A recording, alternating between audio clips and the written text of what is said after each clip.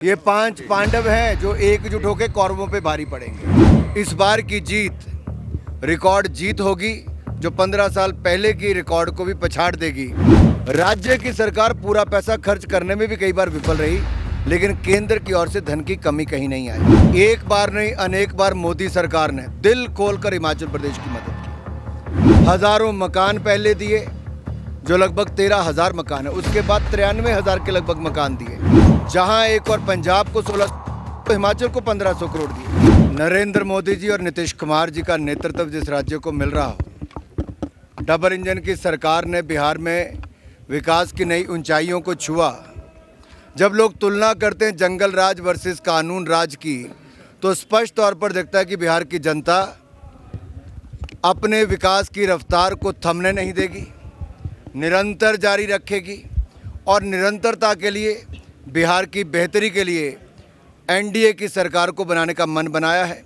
लंबी कतारें जो महिलाओं की पोलिंग बूथ पर देखी गई, वो फिर एक बार विश्वास दिखाता है कि महिलाओं ने, युवाओं ने, बुजुर्गों ने नरेंद्र मोदी जी, नीतीश कुमार और 5 पांडव जो एनडीए के गठबंधन के, उनमें अपना विश्वास व्यक्त किया है। इस बार की जीत रिकॉर्ड जीत होगी जो 15 साल पहले की रिकॉर्ड को भी पछाड़ देगी। मैं तो कई बार ये सोचता हूँ कि आखिरकार विपक्ष के नेताओं को बार बार अपने इतिहास, अपनी संस्कृति, अपनी उपलब्धियों को नीचा दिखाने की आदत क्यों पड़ गई। बंकिम चंद्र उपाध्याय, जिन्होंने वंदे मातरम आज से 150 वर्ष पहले रचित किया और जिसने देश के स्वतंत्रता सेनानियों से लेकर उस समय में सभी भारतवासियों को उत्तर से लेकर दक्षिण, पश्चिम से लेकर पूर्व तक एकजुट करने का काम किया। अंग्रेजी हुकूमत के खिलाफ जिसने नए प्राण फूंकने का काम किया हमारे स्वतंत्रता आंदोलन में, और जिसको 1950 में भारत के प्रथम राष्ट्रपति डॉक्टर राजेंद्र प्रसाद, जिनको हम प्यार से राजेंद्र बाबू सब लोग कहते हैं, उन्होंने उनको राष्ट्रीय गीत का दर्जा दिया। और आज नरेंद्र मोदी जी हैं जो उसको पूरे देश भर में गांव-गांव, शहर-शहर, युवाओं से लेकर नागरिकों को कह रहे हैं पूरे धूमधाम से 150वीं जयंती मनानी चाहिए। आज की पीढ़ी को विकसित भारत बनाने के लिए फिर एक बार वंदे मातरम की क्या भूमिका हमारे स्वतंत्र संग्राम में रही, उसको जानना चाहिए। और इससे प्रेरणा लेकर हम सब आगे बढ़ें, मोदी जी के नेतृत्व में भारत को विकसित राष्ट्र बनाएं। मदद लेने के लिए तो चलने के लिए आप पिछले 3 वर्षों का इतिहास उठाकर देखिए। जब से आपदा आई, एक बार नहीं अनेक बार मोदी सरकार ने दिल खोलकर हिमाचल प्रदेश की मदद की। हजारों मकान पहले दिए, जो लगभग 13,000 मकान है। उसके बाद 93,000 के लगभग मकान दिए जो हमारे गरीब परिवारों को मिले। इसके अलावा हज़ारों करोड़ रुपए सड़कों को बनाने से लेकर प्रदेश का जो नुकसान हुआ उसके लिए दिए। राज्य की सरकार पूरा पैसा खर्च करने में भी कई बार विफल रही, लेकिन केंद्र की ओर से धन की कमी कहीं नहीं आई। इस बार भी प्रधानमंत्री जी ने स्पष्ट कहा है कि हिमाचल के लिए दिल खोल कर देंगे।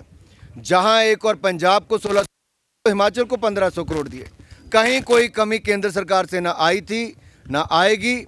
अगर कांग्रेस आई तो पहले इंडस्ट्रियल पैकेज केंद्र ने बंद किया था। हमारा विशेष राज्य का दर्जा वापस लेके जो 90-10 का था वो ख़त्म किया। लेकिन नरेंद्र मोदी जी से किसी ने मांग नहीं की थी, उन्होंने हिमाचल प्रदेश के लिए विशेष राज्य का दर्जा भी दिया, 90-10 की रेशो को वापस लागू किया।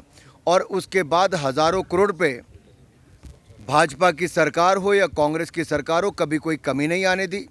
3 सरकारें आपने उनके समय देख ली, पहले वीरभद्र जी की, जयराम जी की, अब सुक्खू जी की।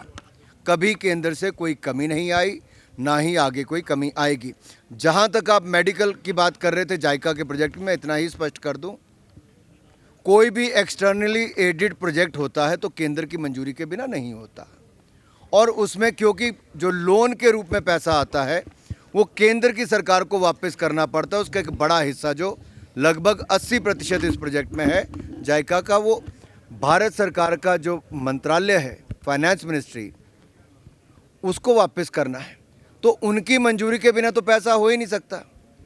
तो जब मई महीने में माननीय मुख्यमंत्री जी नड्डा जी से मिले तो उन्होंने गुहार लगाई थी कि इसको मंजूर करवाएं। उसके बाद नड्डा जी ने और प्रधानमंत्री जी ने इसको मंजूर किया है। जो वित्त मंत्रालय से पैसा आएगा, जायका का पैसा, और हिमाचल के स्वास्थ्य सुविधाओं के सशक्तिकरण और लोगों के उद्धार के लिए और इलाज के लिए है। मुख्यमंत्री दावा कर रहे हैं कि बीजेपी 5 गुटों में बटी। अरे सब एक साथ दिख रहे हैं भाई। ये 5 पांडव हैं जो एकजुट होकर कौरवों पे भारी पड़ेंगे।